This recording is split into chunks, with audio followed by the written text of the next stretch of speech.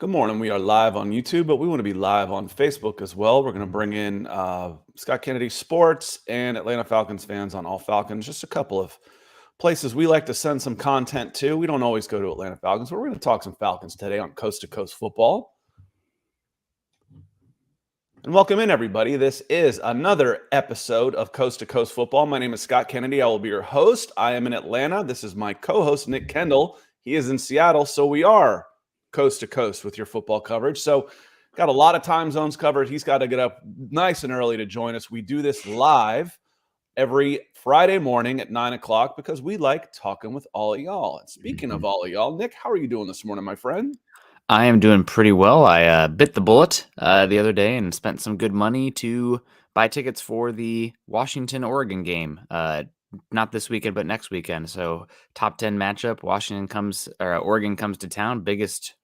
Second biggest rival for the Huskies. So should be fun. My buddy out here is a big Huskies fan. He's like, you better wear Husky stuff. Listen, I don't own any Husky stuff.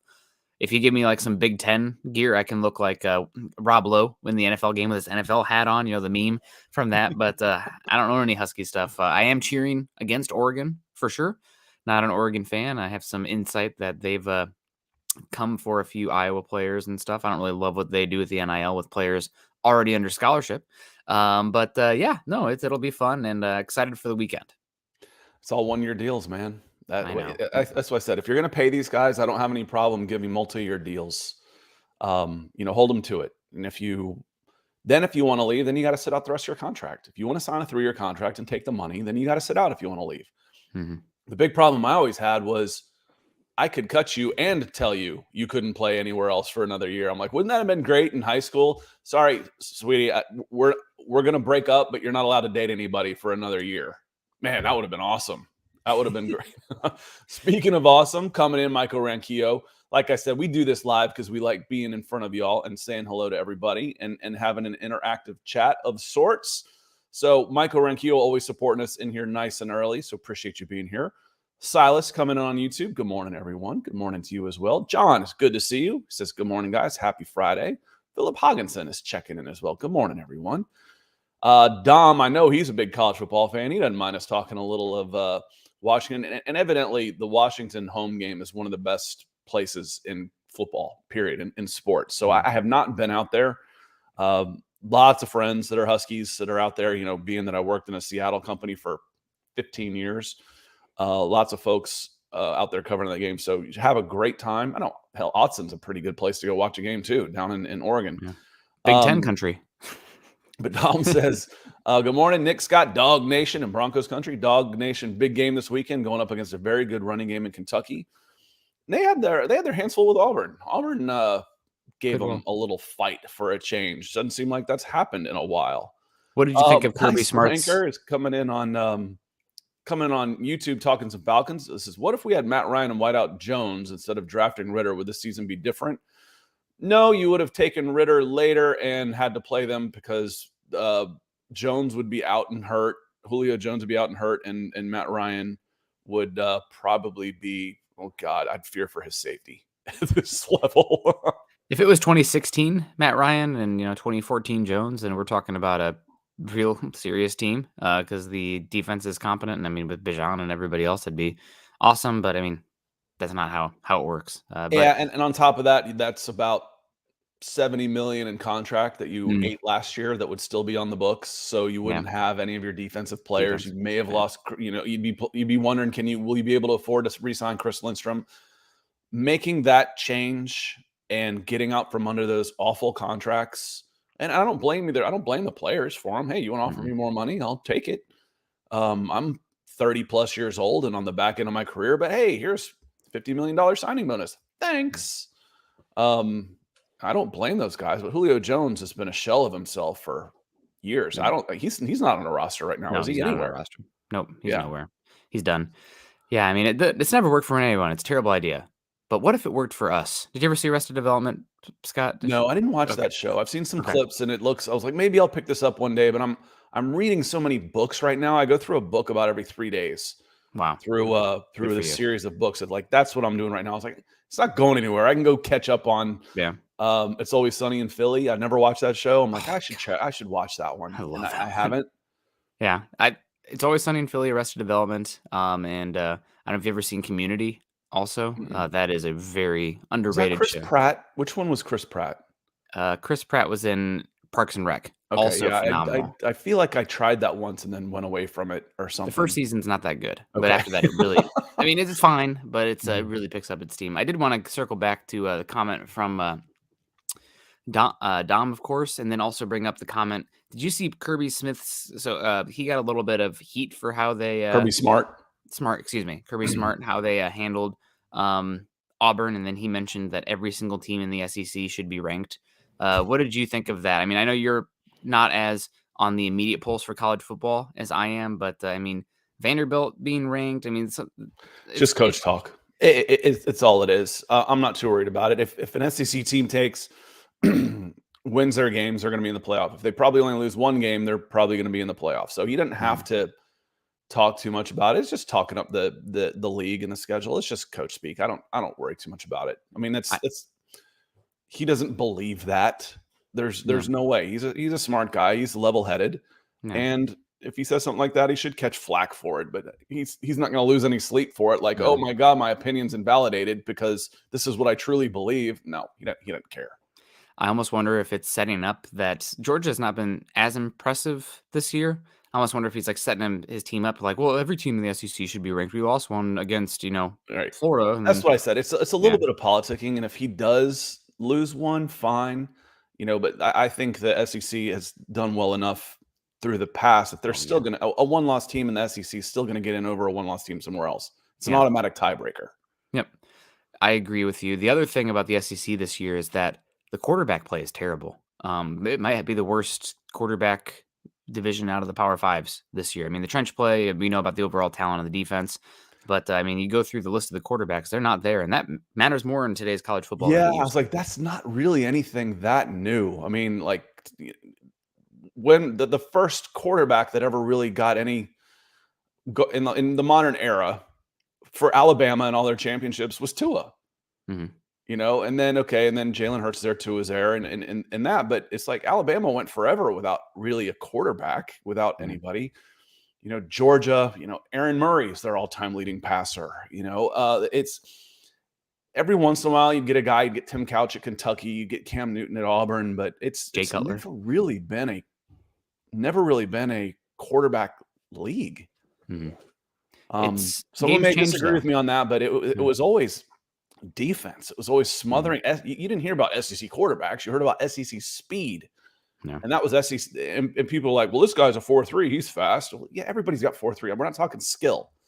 The difference between SEC speed and everybody else speed is those 4.6 down linemen that can That are get out still there 300 pounds. and go laterally. Yeah, that's Yeah. that's that's SE speed. It's in the trenches. It's the Mhm. front seven on defense. That's when we talk about speed. Everybody's got 4.4 defensive backs. Yeah.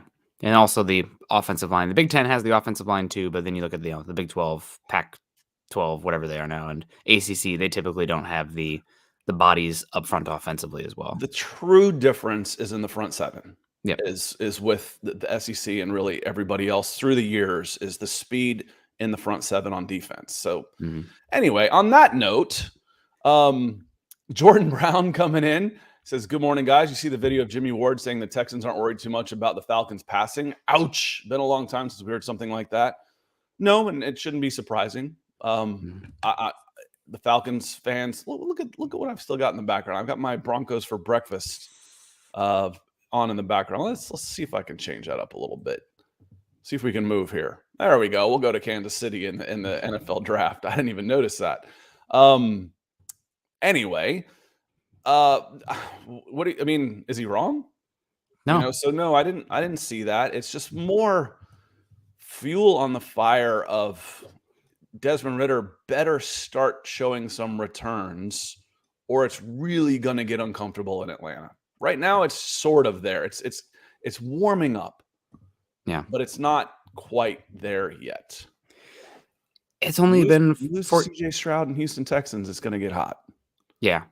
Played 4 games, and Ritter has looked okay in some of them, but right now he doesn't look good enough, and the people, who were going on and on about quarterback this season for the Falcons are, puffing their chest out a bit. And, it was always the risk with rolling with Ritter. This year was going to be an evaluation year. Luckily for the Falcons, if you are in a bad spot this year, you can be aggressive with the quarterback spot. It's a deep class for quarterback.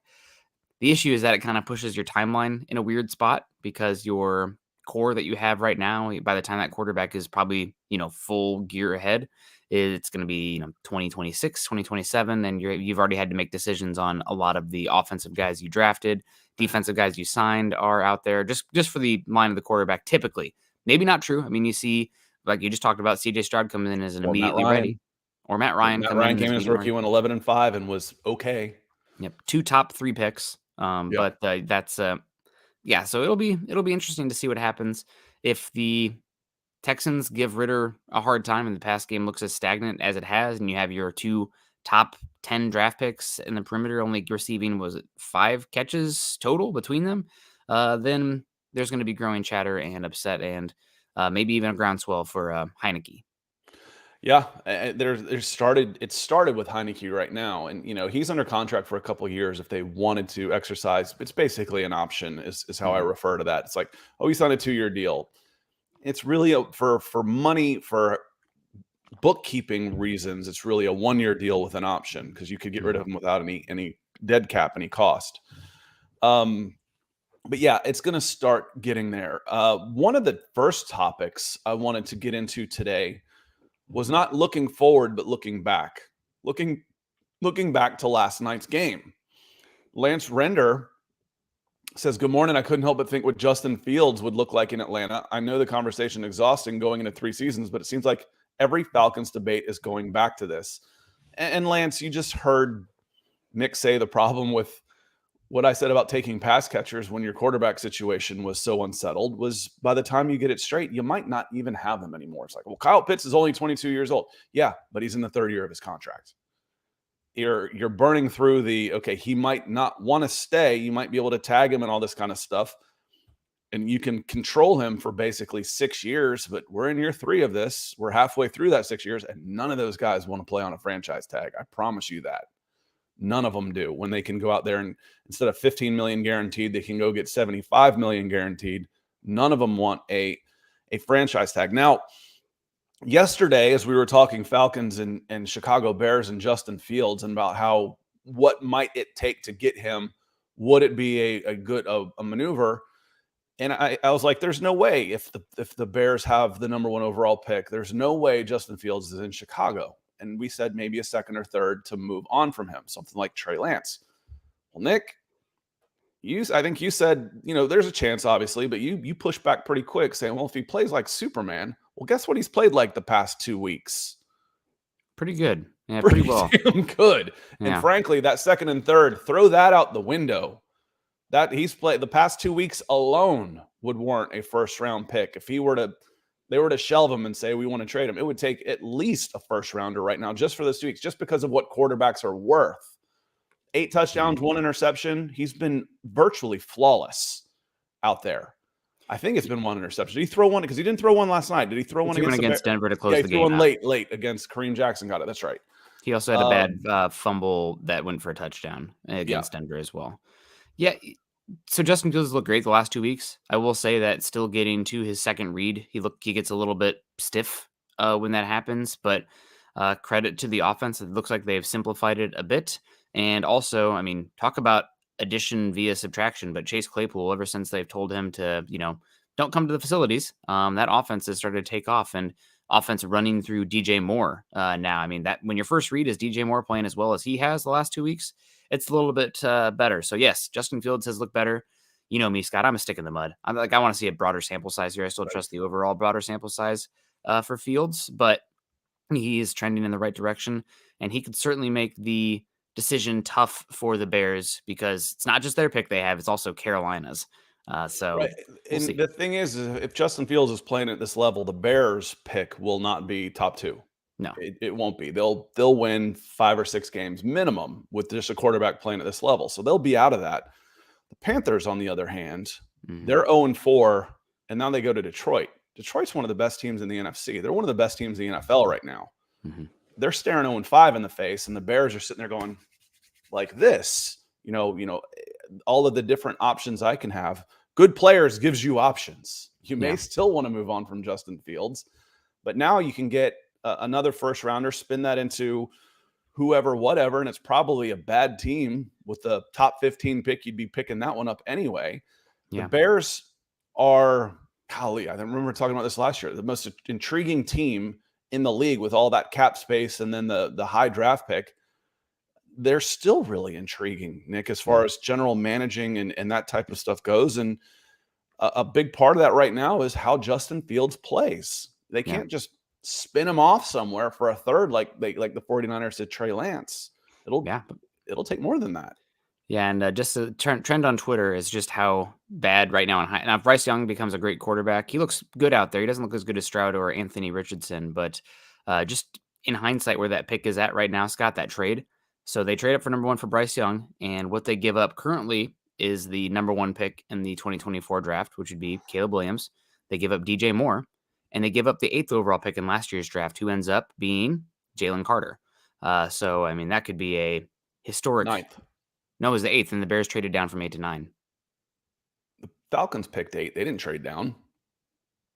Okay, you're right. Excuse me. 9, and then the Bears traded down from 9 to 10.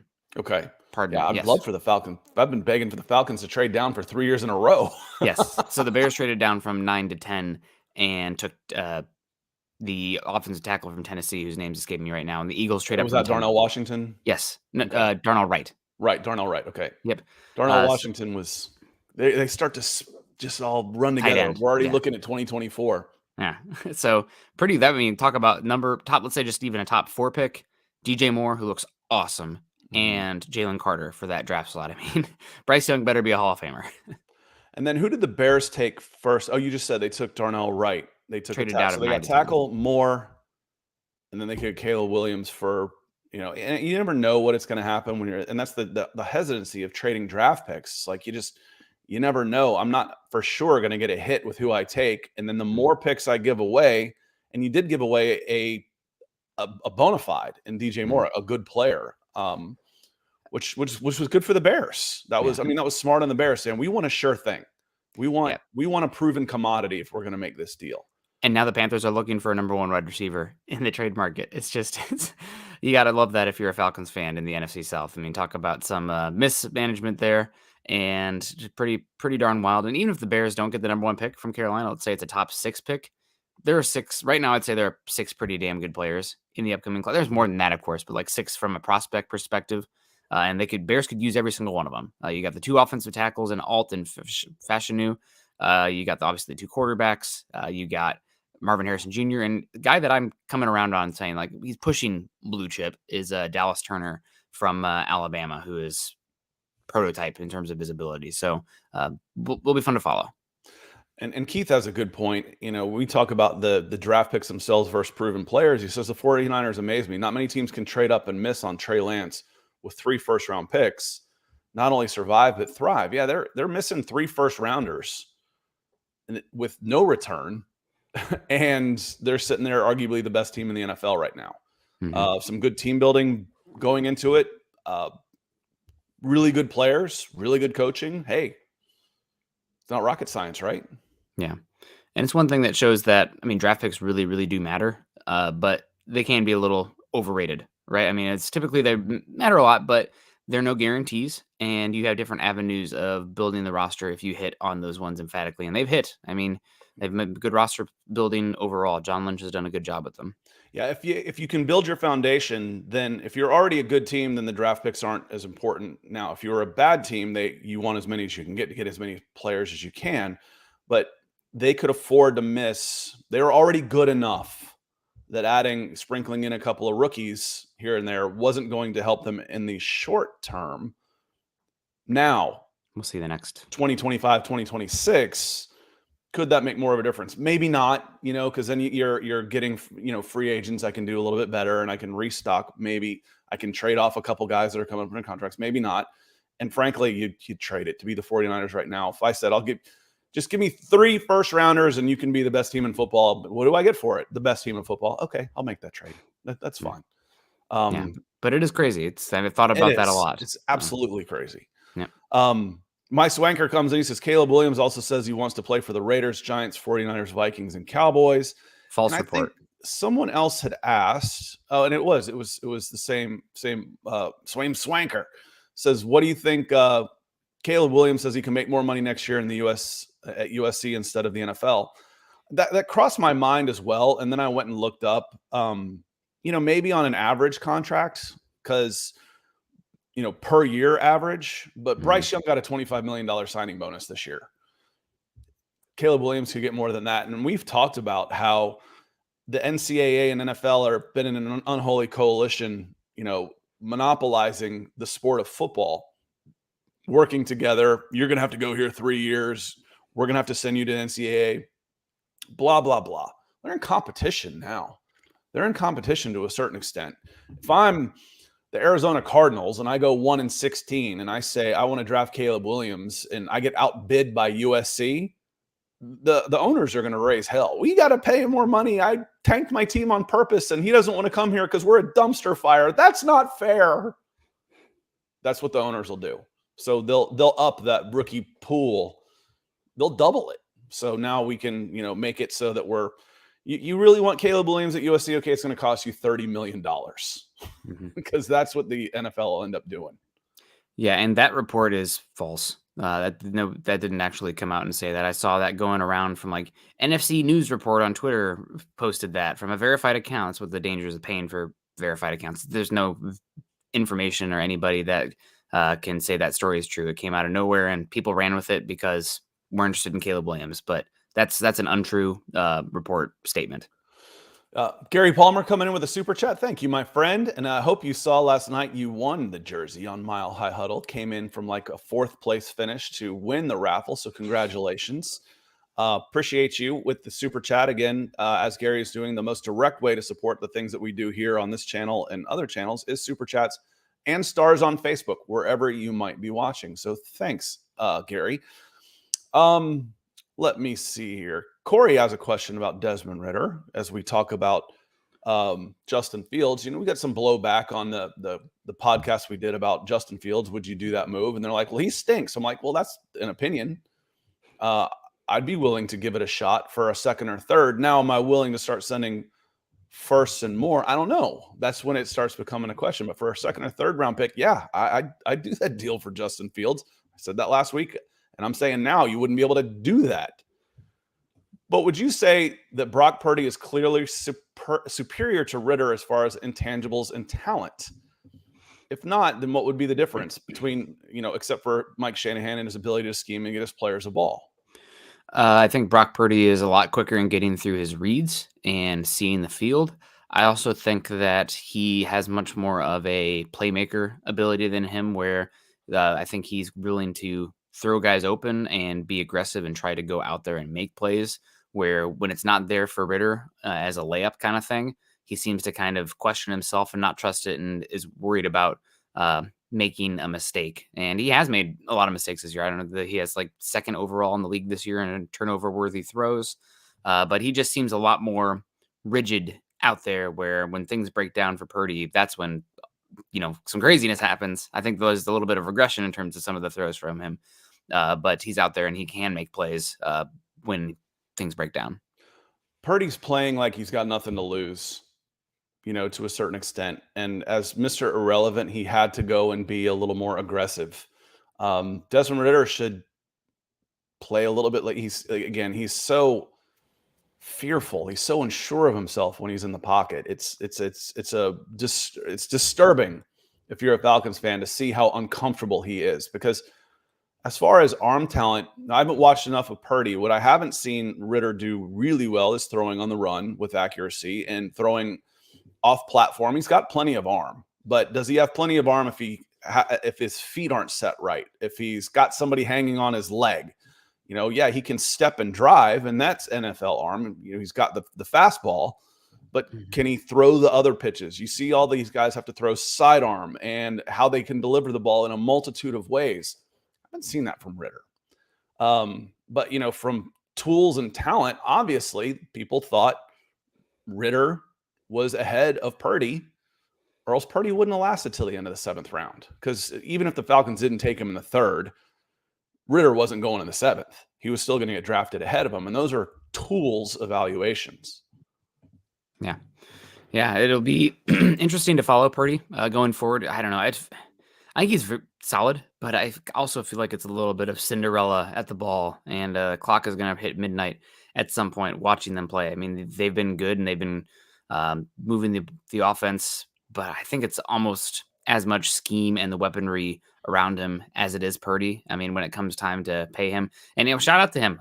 Never beat Iowa out there at Iowa State. But Mr. Irrelevant, living in an apartment with a roommate, still driving his like 2010 Toyota Tacoma or something, or Sequoia or whatever the heck it is. So those are very different cars, Nick.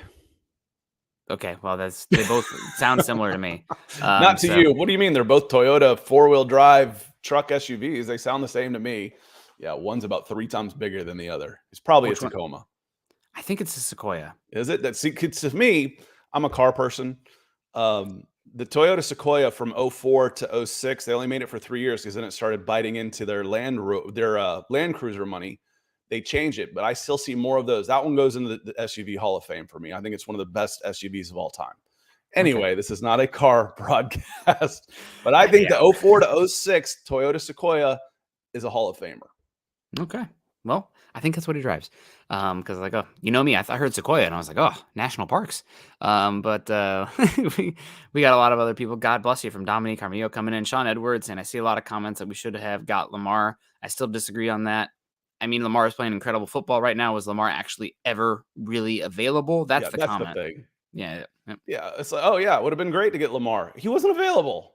You weren't getting Lamar Jackson. That whole thing was so stupid. The Falcons should have gotten him when they had a chance. They never had a chance. Stop it. He wasn't going anywhere. Yeah. He was not available. Now, you can debate on whether it was worth sending multiple 2 or 3 first-round picks and then sign him to a $250 million contract with 200 of it guaranteed. That's questionable too. What isn't questionable is he wasn't available. The Falcons weren't going to get him. That's just drives me nuts. And no, Sean, this isn't on you. I know you disagree with that. And again, if you get Lamar, you don't have David Onyemata. You don't have Caden Ellis. You don't have Jesse Bates. You may not have re-signed Caleb McGarry, which is a positive or negative, depending on how you feel. But I think Caleb McGarry's, after a rough first game or two, is playing well again. Mm-hmm. So I don't think this team was Lamar Jackson was the answer, but it was never a question. Can the Falcons get Lamar Jackson? No, they can't. That's the question. Yeah, the only one that seems like possible in hindsight is you could have moved up to 3 and outbid the Texans for 3 and taken Anthony Richardson before the Colts did it for. Yep. That's the only one where it's like, and it's too early to say if that had been a good move or not. I mean, Richardson's look really, really good, but we'll see how it plays out. And we're all those people that were saying they should have taken Will Levis at 8. Those just kind of fade off into the background, don't they? They don't talk about, oh man, I was wrong about that. Yeah. Before we move off Justin Fields in Chicago, Washington Commanders. Where are they? What is this team? They're a team that's going to win 6 to 8 games, probably. They're going to go with the Sam Howell experiment this season, and he'll probably be kind of what he is this year, taking way too many sacks, being a little bit too aggressive. He'll have some good moments, but I don't know if he has enough overall talent to elevate. And I think the offensive line is not very good there either in Washington. So that's what I see. It's a team that probably will be picking somewhere from 10 to 14, 10 to 16, and miss the playoffs. I mean, they're not the worst team in the NFC East, given what's going on with the Giants right now. But I think they're also just, they're one of the very forgettable teams this season. I had them pegged as a top 5 pick at the beginning of the season, and then they got off to a pretty good start. And frankly, they played well against the Eagles just last week. Is some of that a hangover from a tough game? But they were home. The home crowd should get you going on something like that. But I look at that, and I just wonder, like the teams I thought, okay, these are your top 5 teams: Cardinals, Texans, Commanders. There were 3 teams I had in there for sure. Bears. The Bears I wasn't sure about because they put so much money into free agency, and they rebuilt so much. I didn't know about the Bears. I thought Bears. I didn't have the Bears in the top 5. I know that.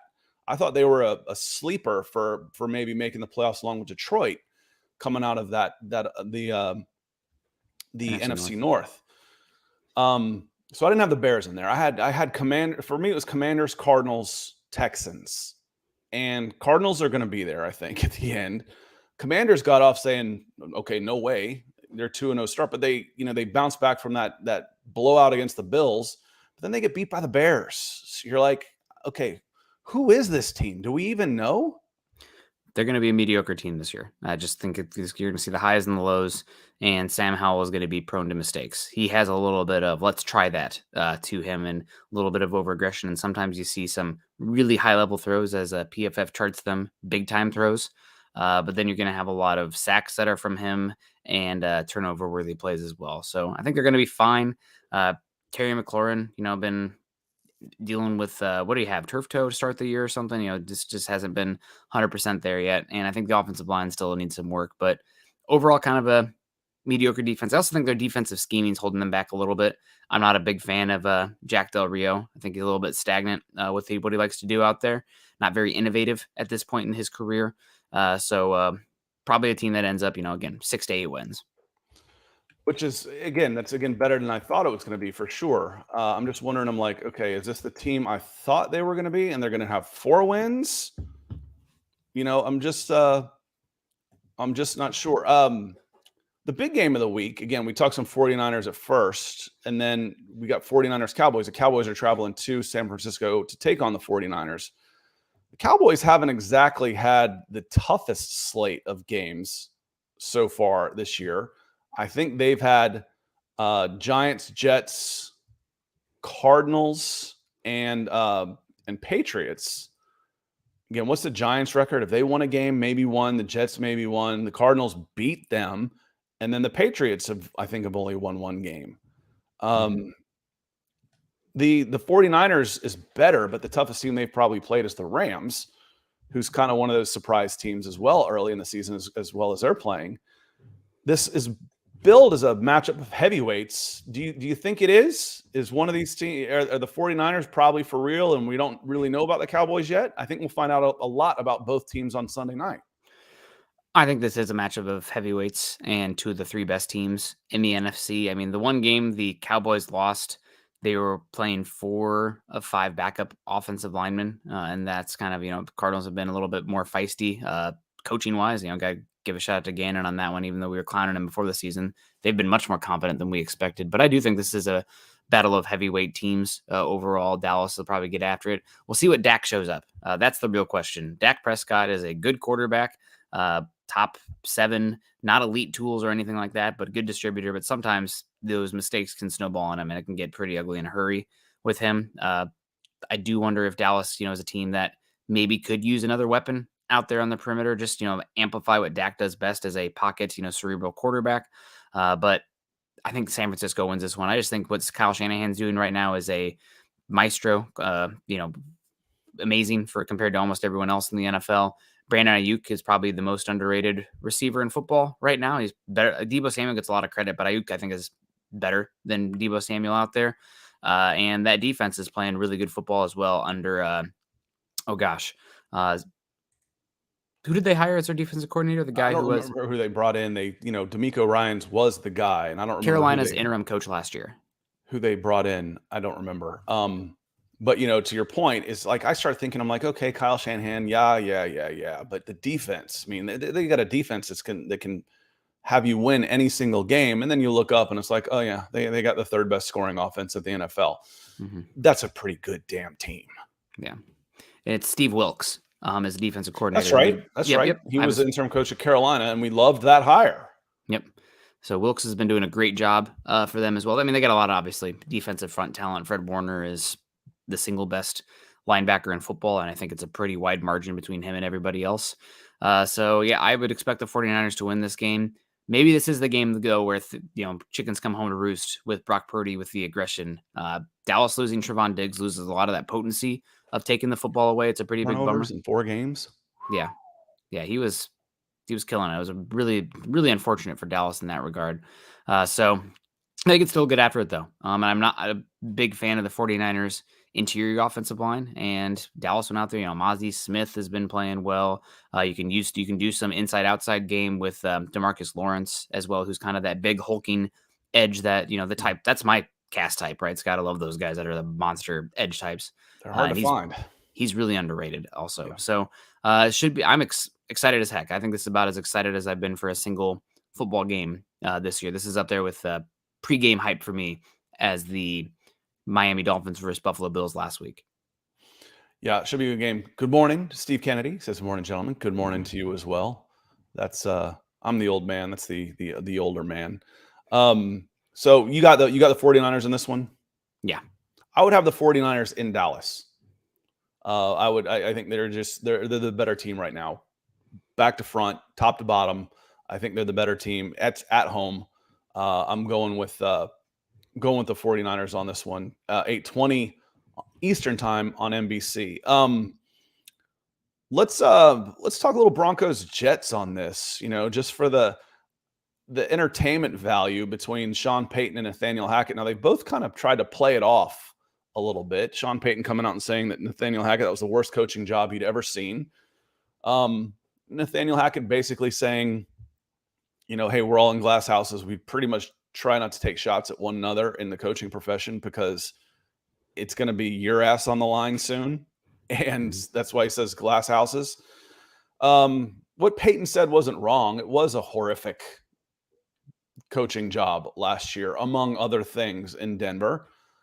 Yeah. But coming into the game, the Broncos are 1-3. The offense is playing better. The defense is just god-awful going against Nathaniel Hackett and Zach Wilson.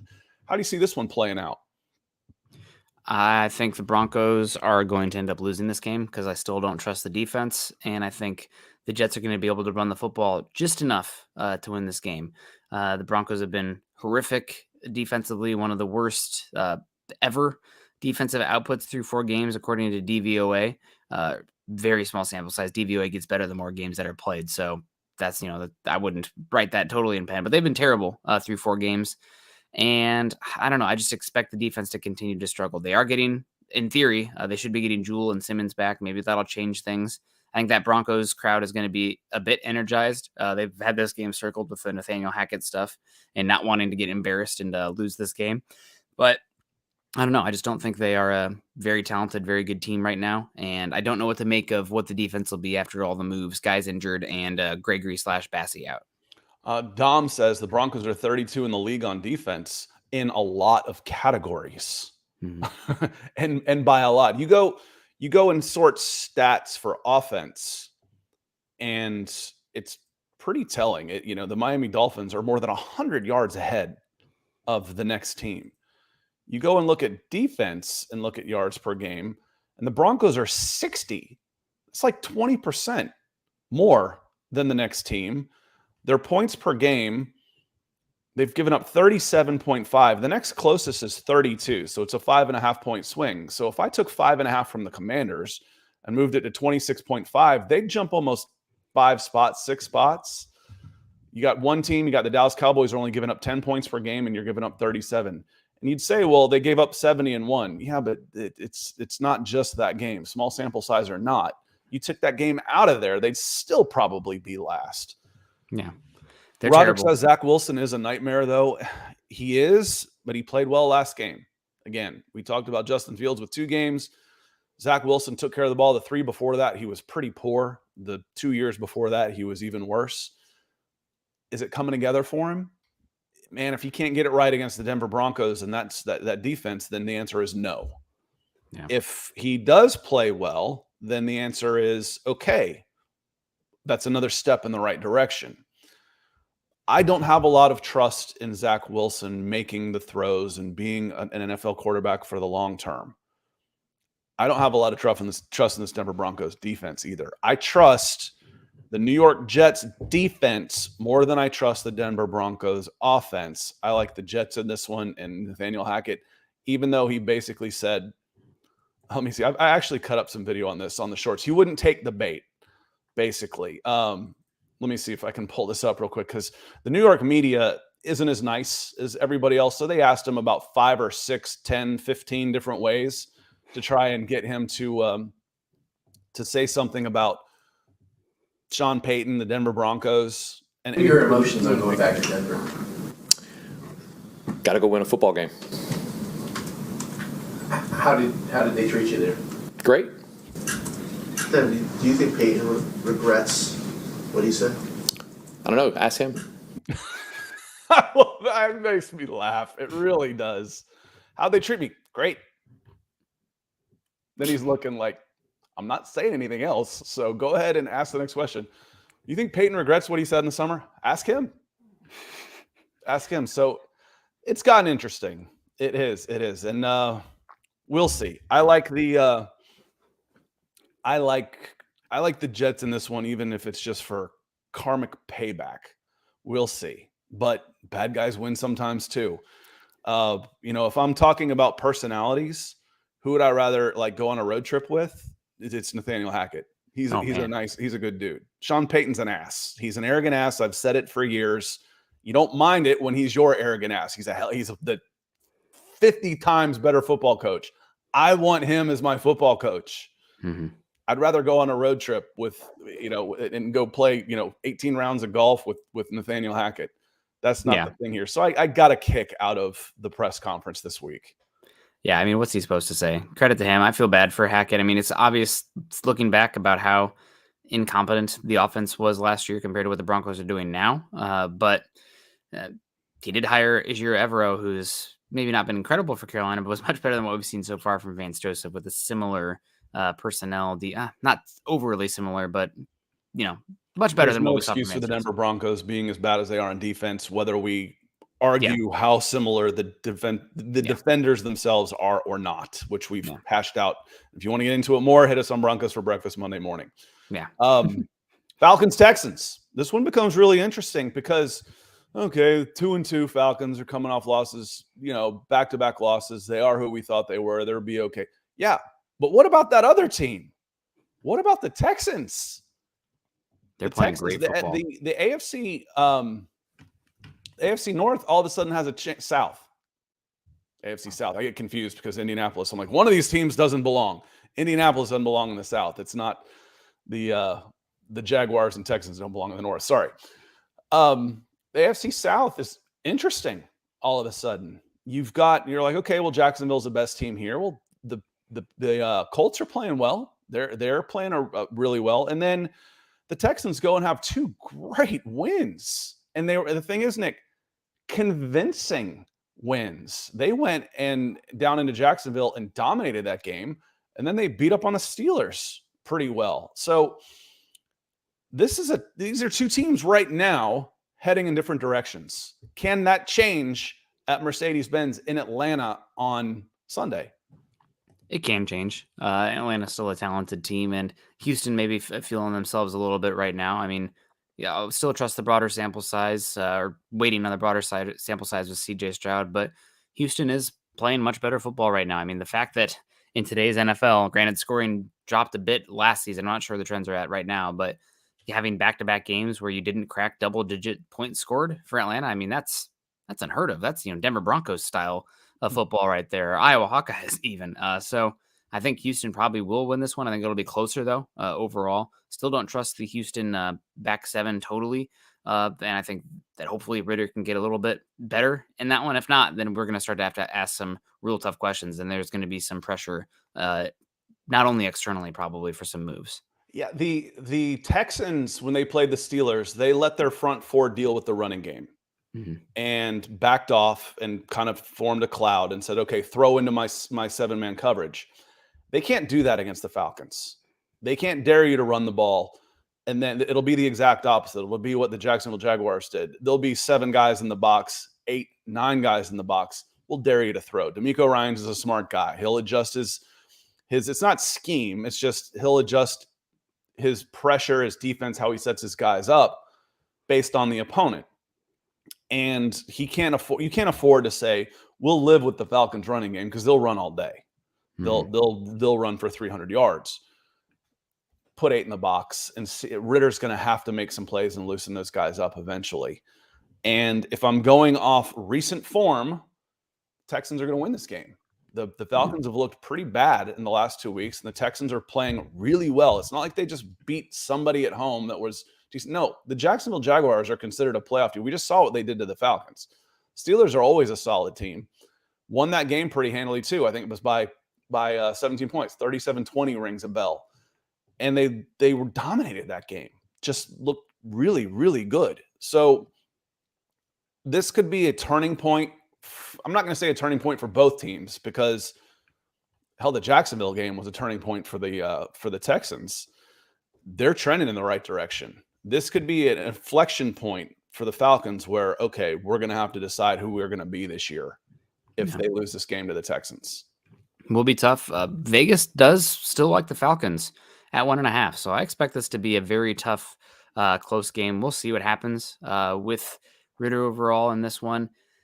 You really hope that this is a game that they can just really start to get the run game going and make it not as much on Ritter. They need to get some explosives out there, and they need to figure out a way to get, Bijan in space and just get a backbreaking play in there for the Texans defense to really force them to commit to the run then, and then hopefully take some calculated deep shots and get those playmakers involved. I mean, right now it's just, 5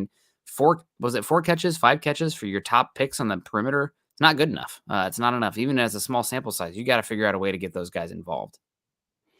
Yeah, I agree. As Ryan says, watch the replay of that Steelers game. The Steelers were in it. It was just 1 or 2 plays away from the Steelers taking over that game. Most teams will make a run, whoever jumps out. But if a team jumps out, they're going to have to fight a team back. That happens. But it was 16-0 at halftime, Houston. 16-6, and then they won 30-6 in that game. So that's a pretty comprehensive victory. And 1 or 2 plays can switch most games. That's just the way the NFL is, the way they're close together. How you respond to that team making their surge means everything. Watch the Bears last night, okay? They did not respond against the Broncos. Last night, they jumped out to another big lead. Here come the Commanders. Commanders have cut it to a 2-score game. They've got the ball. They took care of business. Each team will make a run, and generally in every single game you watch, how you respond to it. These were good wins for the Houston Texans. Yeah, Texans are good. We'll see what happens with them going forward. Probably one of the more surprising teams in football. They're probably still a year off from being an AFC South contender, but the South is very intriguing. Outside of Tennessee, all 3 of those teams, young quarterbacks, any of them could end up taking it this year at 2. Every single team in the AFC South is 2-2. Tell me a more perfect division and who would you pick to be that one? Yeah, probably the AFC South. They look decent. Last year, the NFC South was like that, but that was because every team was 7-9 going into the last week. They were all crap. These guys are playing some pretty good football. John Harrell says, if Ritter lays another egg at home, is the hook coming? I'll tell you what. Playing that badly on the road was a blessing to this team because if that offense sputters at home the way it did in their last 2 games, it's going to get noisy at the Benz. It's going to get noisy. They're going to hear boos from, I won't say in the lower bowl because those are usually empty, but from the rafters, they're going to hear boos coming down. And I'm exaggerating about the lower bowl. Y'all have heard me talk about that before on my Falcons podcast. And I'm not saying boo and Ritter. Ritter will get the share of the blame along with Arthur Smith, but that offense will be booed off the field. It'll get noisy, and there will be some it's not exactly a tough crowd with the Atlanta media, but there will be some tougher questions to be answered coming out of week 5 if that offense doesn't play any better. Yeah, it'd be hard to play worse. If it's another single-digit output from this team, you might have to make a move. It's early in the Falcons' schedule sets up that the next 6 games still are pretty winnable. You play some poor teams in that stretch too, but you got to make a run. And if you're only putting out single-point outputs, it's not good enough. Yep, I agree. And again, Ryan, you won't be alone. And again, they're professionals. I remember didn't necessarily like booing the college kids at the time. Hell, they're professionals now too. But these are pros, man. And the way the teams, the clubs, they rake you over the coals for your money. If they're not producing and they look bad doing it and you question the effort and the attitude, they're going to hear it. I promise you they're going to hear it. We mentioned Titan Colts a little bit. Colts have a chance to go 3-2. They had a really nice comeback last week that fell just short, but they've got something going there. Shane Steichen and Anthony Richardson. Jonathan Taylor could be back on the field. Now, they haven't activated him to the 53 yet. They've got plenty of time to do that. Again, the Colts are all of a sudden really interesting too. Yeah, Colts are fun. They're playing pretty good football. I think their defense is still lacking, but somebody's got to take the South. I still would probably take the Jags. Overall, probably the most complete team on paper, but Anthony Richardson's been killing it. I think he's leading the NFL in explosive plays from the quarterback position. And what they've been doing so far in their red zone scheming from Steichen with Richardson has been art. I mean, it's been beautiful out there. It's really hard to score when you get in those compressed areas unless you have a absolute, unit out there. Is it sustainable long term? I don't know. We kind of saw what happened with Cam Newton, but that's a problem for 5-6 years from now. So Anthony Richardson looking great. Will be a lot of fun to see. I'll probably take the Colts in this one. AFC North, always one of the more intriguing divisions, the black and blue division. The Pittsburgh Steelers are 29th in total offense and 29th in scoring offense, coming off of, again, a 3-score loss to the Texans. Now they get the Ravens. That's not exactly the team you want to try and get right against if your defense is struggling. But again, I fully believe in Mike Tomlin, and I never count out the Steelers. But is this a good time to be playing them if you're the Ravens? This is a good time to be the Ravens, just in general. They're one of the 6 best teams in football, and it's an absolute circus, I guess, right now on offense for the Steelers. I mean, we have Fire Matt Canada. What was that? I said circuses are supposed to be fun. There's a lot going on. Circus Fire. It's a clown show, I guess. Circuses are fun, but it's a clown show on that offense right now. Matt Canada, I mean, they're chancing the game, cheering for him to be fired. I mean, they've been horrific on offense out there. So it's I expect the Ravens to win this one handily. I haven't heard a positive word about Matt Canada in years. Yeah. Remember, I kind of went off the rails about recycling all these same names over and over and over again, where they fail, get hired, fail, get fired, fail again. This feels like another one of those guys. Mm-hmm. I love the Steelers, but I also like the Ravens. I like both of those organizations and how they do things. I think the Ravens get this one and move to 4-1, and the Steelers move to a sub 500 record. Eagles, Rams. I think Rams are one of the more surprising teams of the season this year, but I think the Eagles are this close to hitting on all cylinders. And I like the Eagles in this one too. It'll be a tough one. I mean, Sean McVay is doing very well this season. Matt Stafford has been playing great ball, but Eagles just have such good trench play. And the Rams, while Steve Avila has been great for them, on the offensive line, it takes, multiple players on an offensive line to be great, and I expect Jalen Carter to wreck a few guys on that interior for the Rams. So I'll go with the Eagles in this one.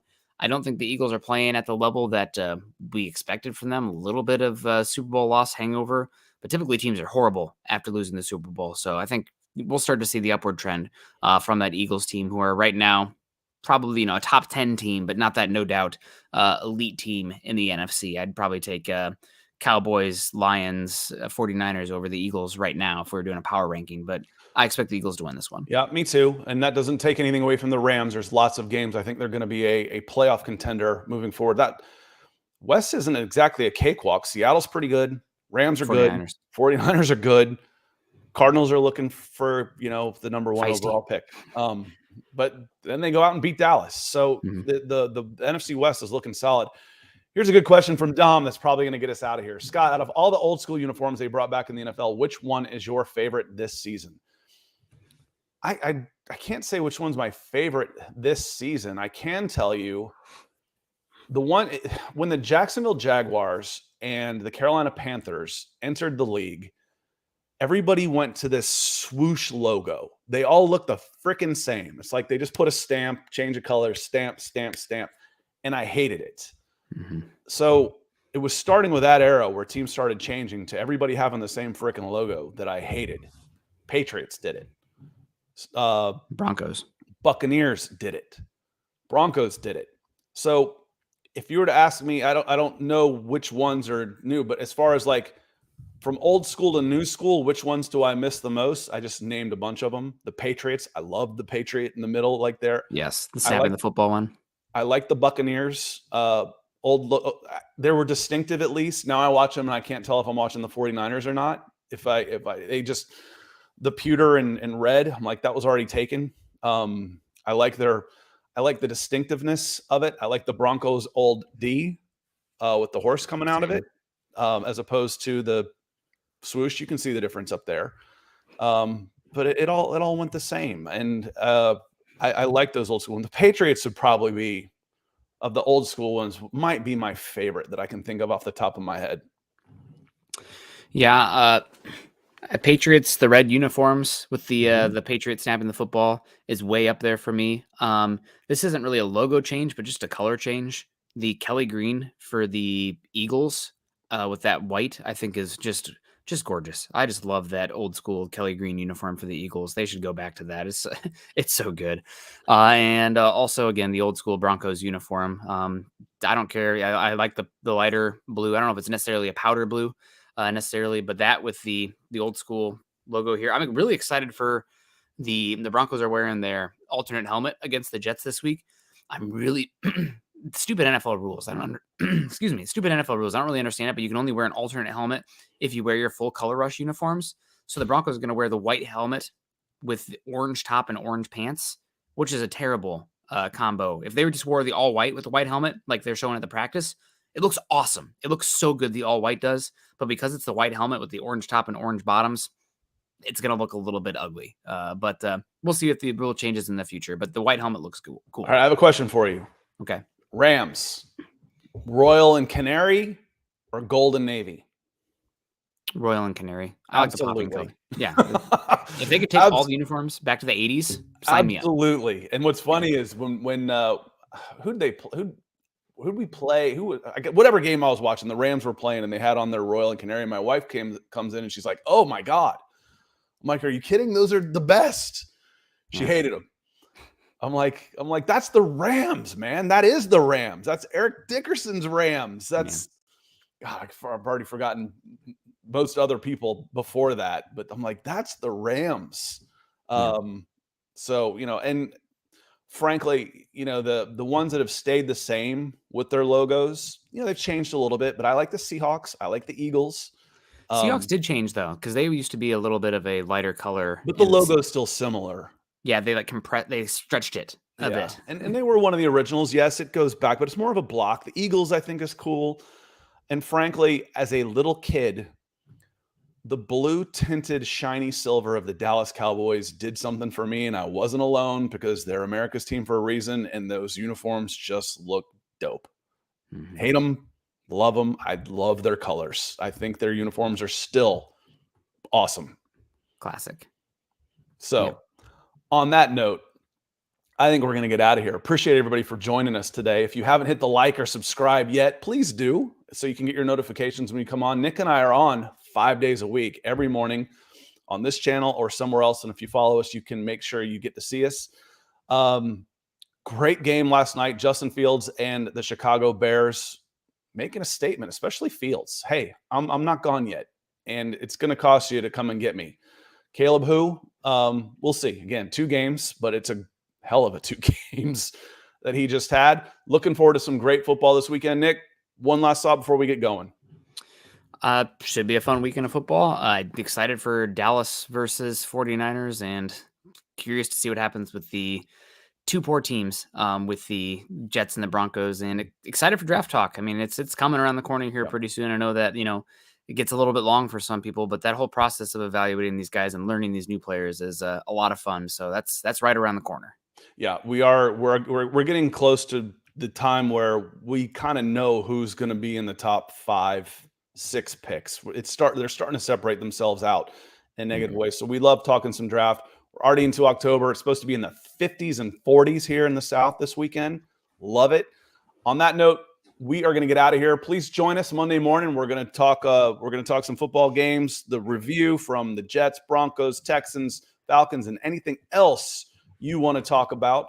That's why we do these live, so you can ask us questions. On that note, we're going to get out of here. Appreciate you joining us. Y'all have a great weekend. Peace.